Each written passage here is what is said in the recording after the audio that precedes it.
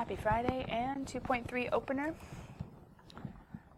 As you guys read the directions, what do you think from my hints at the beginning of class? Where do you think I was leading you? What do you think I was meaning for you to figure out by reading those directions? It says find the horizontal tangent line, and you were supposed to think what?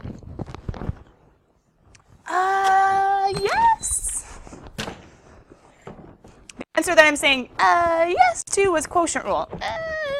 Not exactly.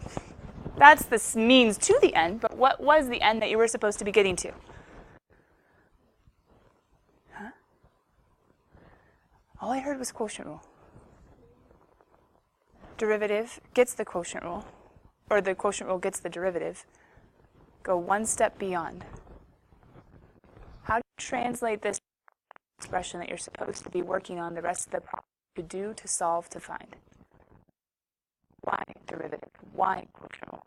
Well, why quotient rule? Derivative. Why derivative? Tangent line, but that's not the only part of the problem. What are you guys forgetting? Find the values of x.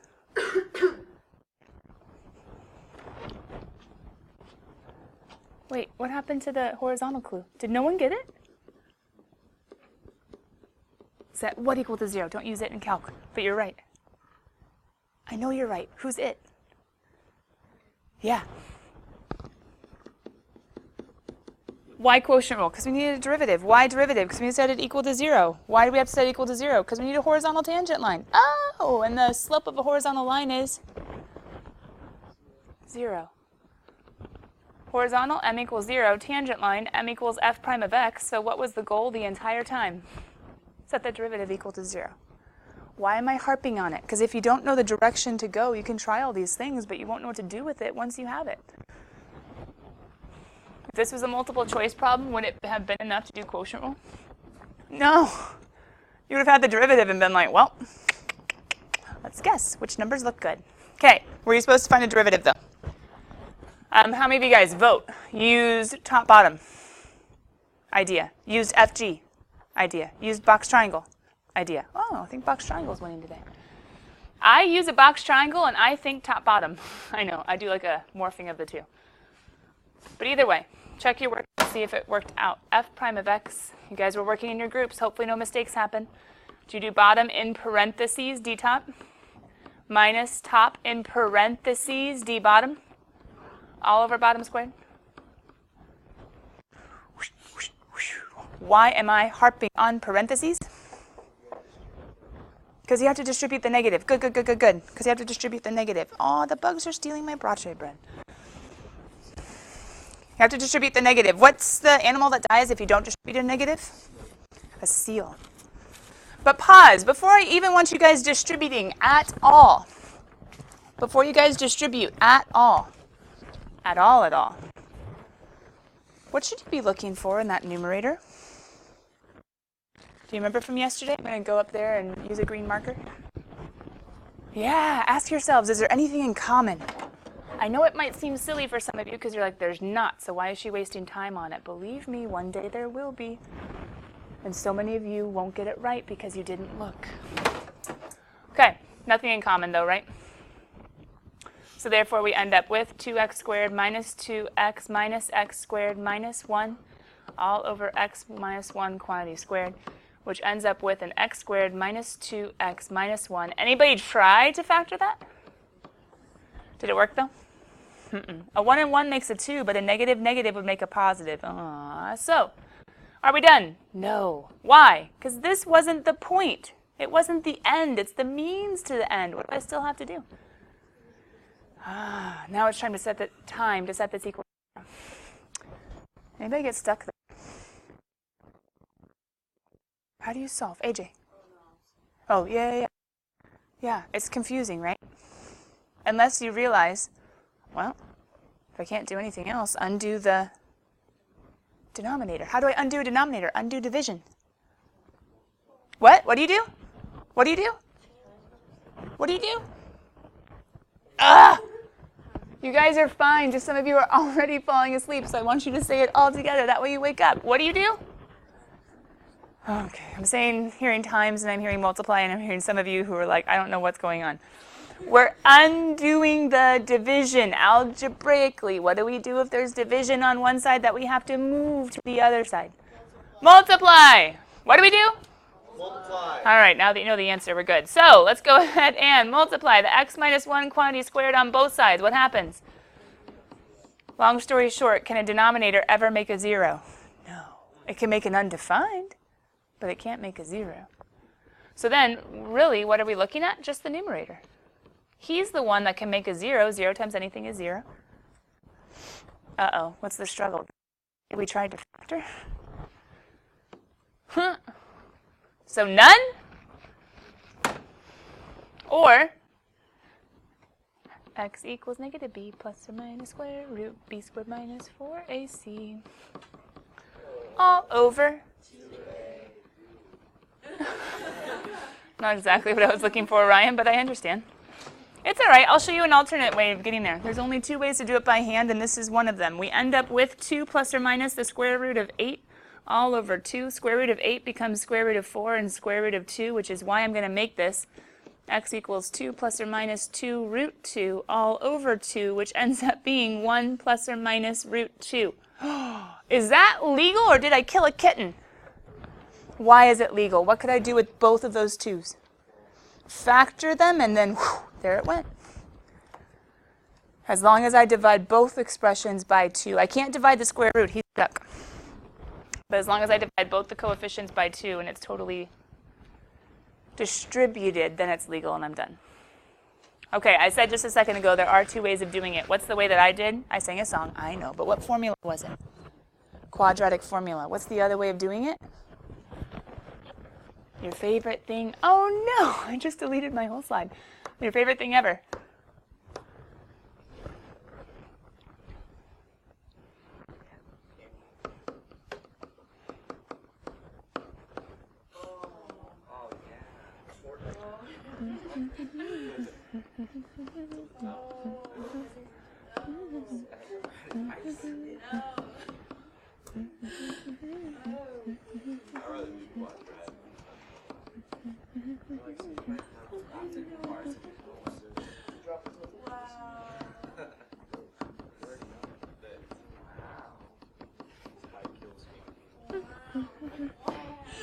I didn't even sing a song. I mean, I actually was singing it while I was doing it. I don't know why. But what process is this? Completing the square. Isn't it review? It should be. Ryan, what's up, bud? Okay, so hold up a second. Yep. Before you do either of those things, how can you just multiply the top by x minus 1 squared, but not the bottom as well, and just get away with crossing that out?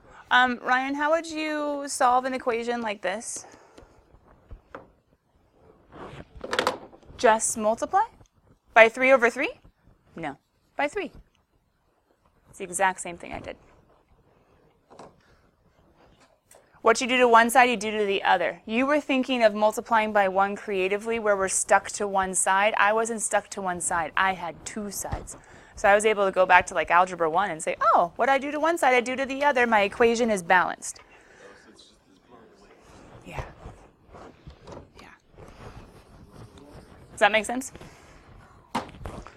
Long story short, are we done? Yes, we are. Dun, dun, dun, dun, dun. What did we do? Read the problem, figured out what it was asking for, figured out we needed a derivative, then went ahead and set it equal to 0 to accomplish our goal from the very beginning. Then we had to play with some algebraic review. Dun, dun, dun, dun, dun. Let's keep going. Oops, let's keep going. Did anybody work on homework last night and get to some trig stuff where they were like, say what? Yes. Ah. Don't worry, we're building up to the other forever card from this section. Product quotient rules. It's the big idea. However, we need to apply it to trig. Because guess who tangent is? Guess who tangent is? So couldn't I rewrite him to be a quotient? Ah! Guess who cotangent is? Can't I rewrite him to be a quotient? Oh my goodness. So guess what? We're going to find some new rules, and then we're going to say, you know what? To be honest, it's probably easier if you just memorize said rules and what ends up happening. However, if you ever were to forget said rules, there is a way to find it based on the basic rules of the derivative of sine being, review, cosine, and the derivative of cosine being negative sine of x. Don't forget your of x's. Don't want AP guys to be like, ooh, you're technically wrong. I can take off points. Because they will, and they have to. Even if your answer is right, if you write something illegal in the midst of the process, including not writing an x with a cosine or with a sine, they would have to take off points. Yeah. Because it wouldn't be a totally valid solution. Bummer.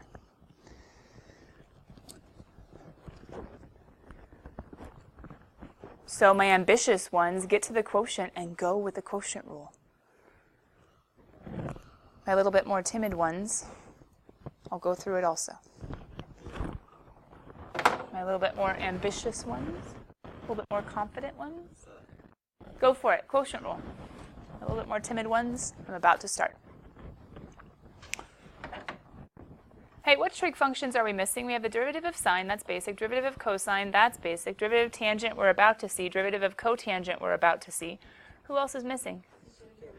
So we're going to have to learn him in a new section. Wait, who's secant? 1 over cosine. It's a quotient. Who's cosecant? 1 over sine. They're all quotients. So we're going to find all of them using the quotient rule and practice our quotient rule at the same time. You guys ready? Bottom, d top, minus top, d bottom. Did you guys do negative sine of x? All over bottom, squared. Cosine x is cosine squared x. Sine x is sine squared x. And a negative times a negative is a positive. Ah, this is disgusting. We're going to memorize that? Yeah, we are, because what's cosine squared of x plus sine squared of x? Ah! So can't we just make this 1 over cosine squared of x? All right, I guess we could memorize that. Wait, what is 1 over cosine squared of x? Derivative of tangent is secant squared. Derivative of tangent of x is secant squared. When? Always. Always? Always. Where does secant squared of x as a derivative come from? Tangent of x. Hey, wasn't tangent and secant, weren't they kind of related last year? Just a little bit? Isn't tangent 1 over, no, sorry, sine over cosine? Isn't secant, who is he? Don't they have the same denominators, so right now they have the same vertical asymptotes? Not the same zeros, because he can't be 0 and he can, but the same vertical asymptotes. We saw that last year, and we saw last year there actually is a Pythagorean property that says tan squared of x plus 1 is equal to secant squared of x because of that whole same denominator thingamabob.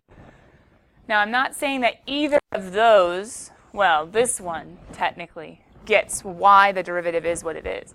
But I'm just saying we're used to tangent and secant somehow being related. Somehow.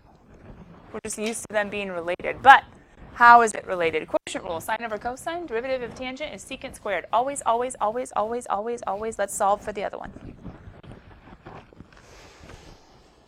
Ready? Bottom. D top. There's a negative this time. Minus top d bottom. Do you guys realize there's negatives on everybody? All over bottom squared. So negative minus cosine squared of x, sine squared of x. I can't cancel out anything. I'd be killing poor little kittens. I would need to factor first. Aw, this one's messy. Can we simplify anything in this one? I can take out a negative, and if I take out a negative, don't I have sine squared plus cosine squared, which is just, man, this ends up to be super similar to the other one, except now it's a negative, and it's not secant squared anymore, it's cosecant squared. Wait a minute, cotangent and cosecant, I think they were related last year too. Because cotangent has denominators of sine, right? Who else has a denominator of a sine in the trig family? Yeah, they both have the same denominators, aka they both have the same vertical asymptotes. And wasn't there a Pythagorean property that related those two last year? I guess technically it'd probably be 1 plus. But either way, addition's commutative. We're used to these guys being somewhat related, and they're related in their derivatives as well. With quotient rule, we could get down to negative. One of these is positive and one of these is negative. Isn't that kind of like a flashback? Do you guys see any similarities between which one's negative and which one's not? Any similarities?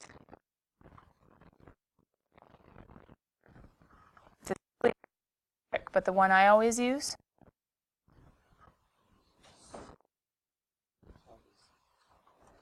See the negative? See the negative? What's true about both the trig functions that came up with negative derivatives? See the negative derivative? Right? Comes from the c's. Derivative of cosine is going to be a negative. Derivative of cotangent is going to be a negative. And guess who else has a negative? Derivative of cosecant.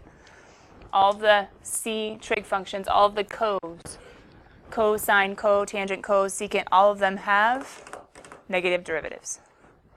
Okay, so speaking of, let's go get them.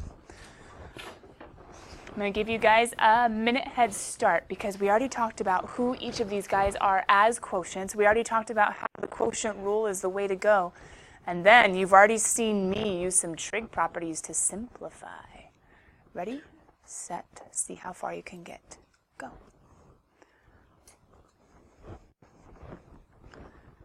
Rewrite.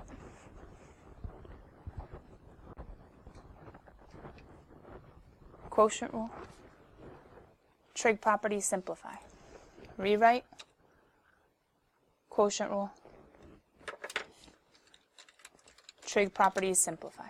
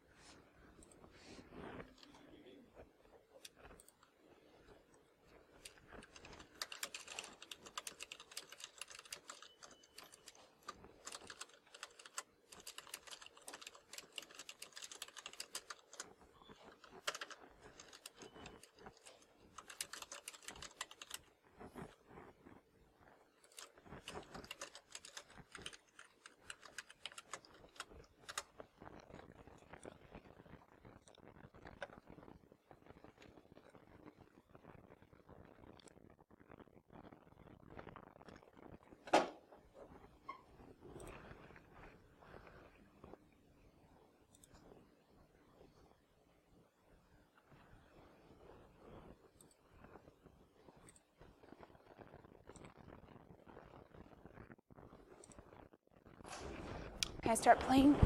I gave you a little bit more than a minute. I think I gave you 2.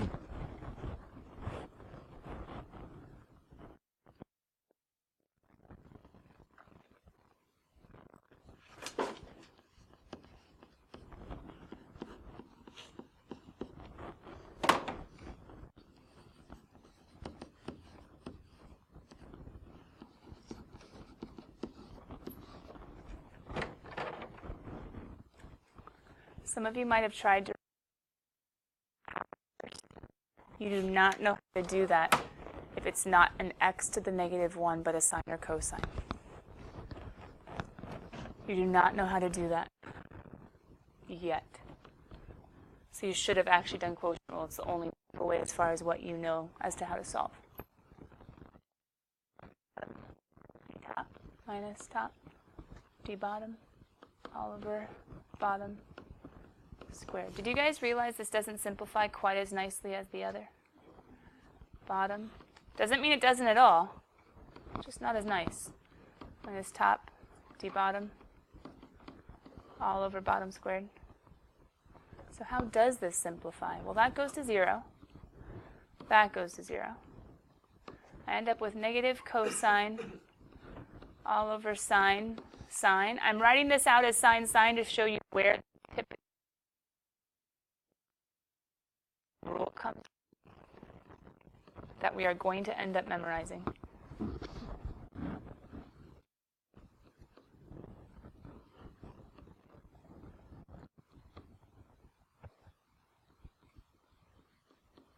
I'm writing it in the order that commonly comes, even though technically up here we would have negative cotangent, cosecant, but usually it comes negative cosecant, cotangent as far as the order. And this one technically is tangent, secant, but usually the order is secant, tangent. Did you guys at least see that the C1 had a negative? Cosecant ends up with a negative, secant ends up with a positive. Changing the cosines and sines back in terms of the original types of trig functions that we had, we end up with the following. Now, is it possible to get all of these trig rules with the quotient rule? Yes. Yes. It's totally possible to get all these trig rules with the quotient rules. But what did we just use to go ahead and find them that way? Time. We took time. And I need these to become basics. So here we go, forever card. I took time to do it with the quotient rule. And you had to remember how to simplify it in the sense of using trig properties, whether basic ones, or at least fairly basic ones, or whether harder ones, like the last one splitting up. That's hard. So it's better just to memorize. But in the back of your minds, these all come from the quotient rules of these functions in terms of sine and cosine. Tangent, sine over cosine, cotangent, cosine over sine. Secant, 1 over cosine, cosecant, 1 over sine. They all came from the quotient rule, but I need you to get fast at them. Therefore, we're going to make them a forever card. You're going to study them. So that way, hopefully, if you ever see derivative of a tangent or a cotangent or a cosecant or a secant as we go down the line, hopefully these will pop into your minds. Forever card number 12. 12, but we had product and quotient. Yeah, but they were how many cards? Just one. You guys got them? Are you going to be fast at them right away? No, but you weren't fast at the basic rules either. Fast at the basic rules. It takes time. It takes practice. It takes having them written down or writing them down over and over and over again like vocab words from a long time ago. We've talked about how many of you guys think you're good at memorizing and those of you that know you're not good at memorizing. What's good for your brain? You got to internalize these. We're almost there?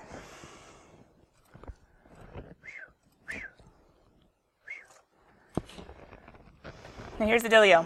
I wanted to do competition today, but then as I looked at homework, I was like, we have some more notes to take. So we might get a little bit at the very end of class, but here's the dealio. Homework is due by 7 a.m. on Monday, and by Monday, oh, you guys can't see this, I'm sorry.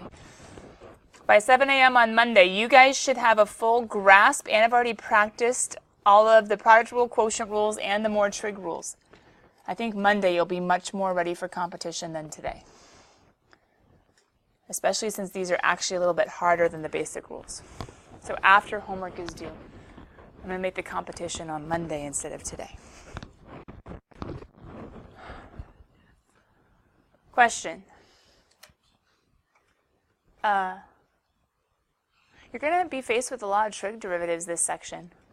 Are they all going to need complicated stuff? For instance, number 2, what do you guys think? Rewrite, which means don't derive first, or derive first. Rewrite or just go for it? Yeah, good, good, good. Some of you were like, okay, I got to go for it, quotient rule. Wait, how can we rewrite this guy first? Yeah, 5x to the negative 2 plus sine of x. I would say rewrite.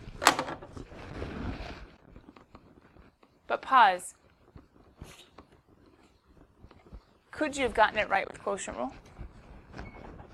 Yeah, I think so. But what would it have probably taken? Time. But if you don't see the rewrite, it's okay. Go with a way that's valid, which is quotient rule. It does get you a correct answer. But as I said yesterday, rewriting sometimes makes all the difference as far as how much time it takes and how complicated your solution is. And the more complicated your solution, the higher the probability that you make a mistake. Can we go for it? Who's already found me the derivative of the first piece? X to the, negative 2 minus 1. Careful, negative 2 minus 1, negative 3. Derivative of sine Oh, that's basic. How could they rewrite this? Over x cubed plus cosine of x. Could they get common denominators? Sure, they could do whatever they want. Make it match, though. You just have to be ready to compare. Maybe they got a common denominator and multiplied him by x cubed over x cubed. I don't know. Life's too short. Make it match.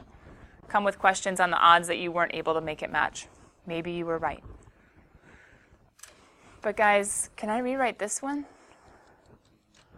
Can I go canceling out and being like, yay, it's better? Well, it just got worse because now you're wrong. Oh, that's killing a kitten. Can't do that. Can't factor anything out, so we're stuck. So what's the rule we have to use? Quotient rule. I know I'm going fast, trying to give you as many examples as possible. I'm going to say a part of the rule, and you're going to tell me what to put in that spot. So when I say bottom, or when I say G, or when I say triangle, what should you guys be writing? What should I be writing? When I say D top, or F prime, or box prime, what should I write? When I write minus, or when I say minus? When I say top, or when I say F, or when I say box? When I say D bottom, aka G prime, aka triangle prime, what should I write? Plus cosine x, right?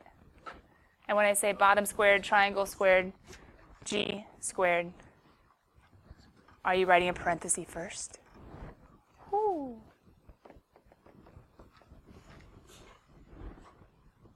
Pause. Why am I getting my green marker? I'm really hoping, but can I? That doesn't match, and these don't match, so I'm stuck. All right, so what we got to do? You guys, get ahead a little bit. Sometimes I simplify a little too fast. Get ahead a little bit. Distribute, combine like terms. Distribute and combine like terms. Careful with that minus, don't kill a seal. If there are any like terms, combine. Can't go canceling out because he's only in one piece, not in the other, so I can't go canceling. Be killing a kitten.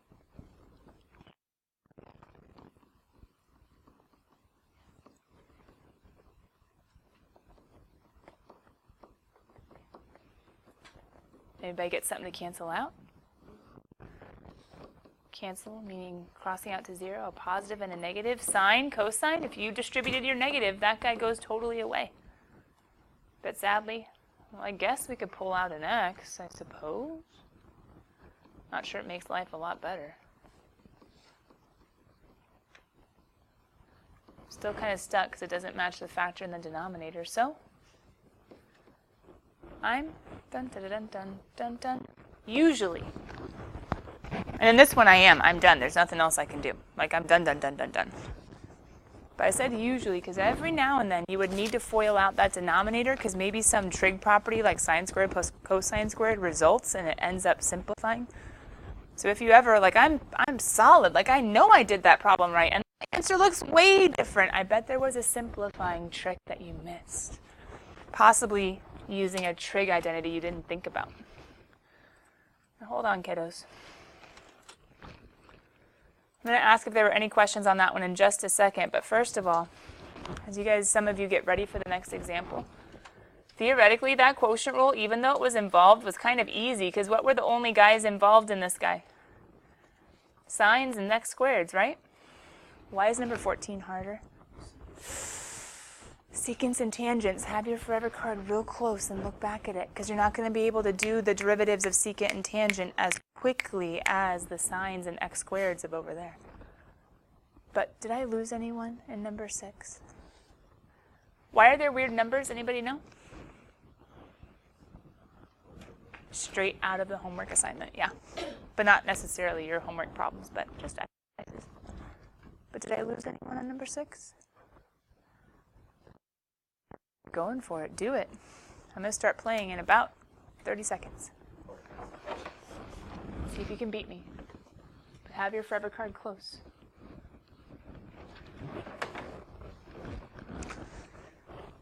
I'll even sit and take a breath.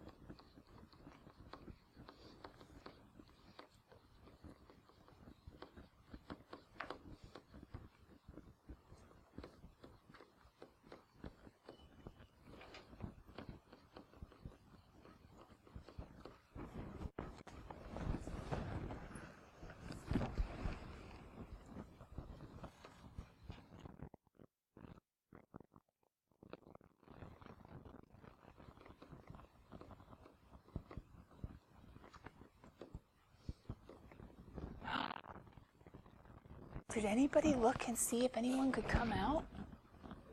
Oh, already you not looking? You're too used to the times when it doesn't work? What could have worked right away? Yeah, secant comes out. The secant comes out. The tan x plus the tan squared x minus the secant squared x. All right, I guess that's it. No like terms. Let's box it and be done. So how, oh how, would the make it match answer actually have been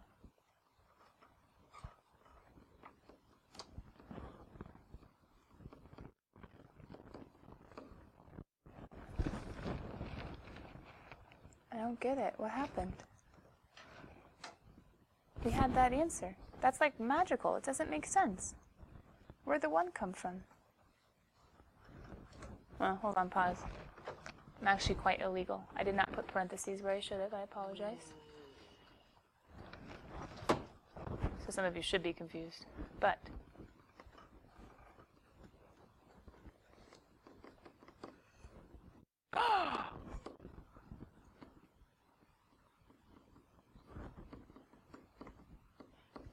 How? How? I don't get it. How? Note, when solving for derivatives of trig functions, watch out for review properties. Hold on, Nick, I'm coming back. What's tangent squared of x minus secant squared of x? Oh, now hold on, double check my math because I did mental math, which I never would have done except I was trying to show you the answer in the back of the book. Technically, we could have plugged, I'm coming back, Nick.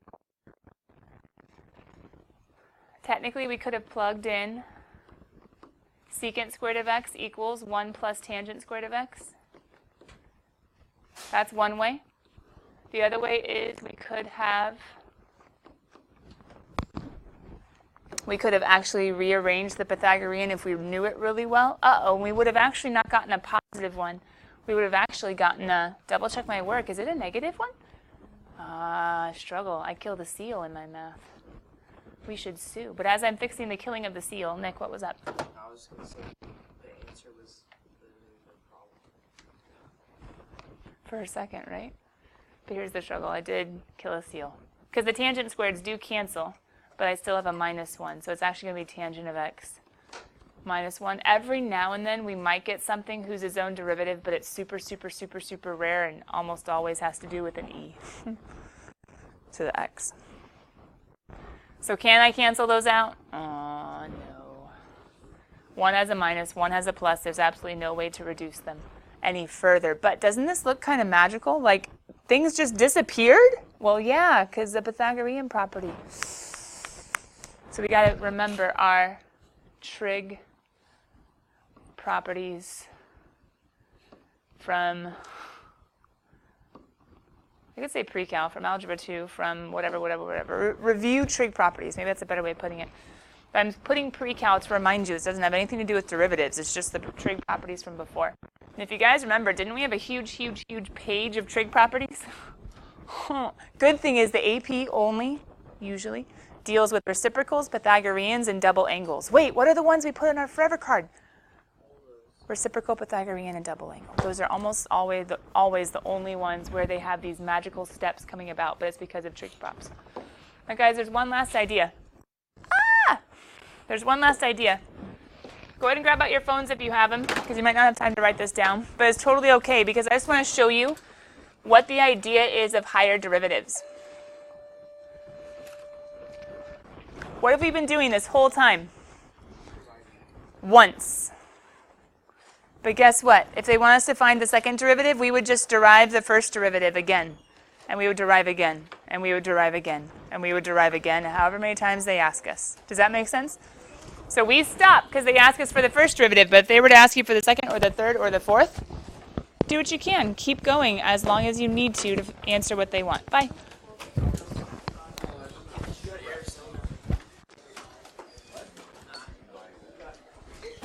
This note, AJ? Yeah, there you go. Bye, guys. Happy Friday. Do that homework for Monday so we can compete.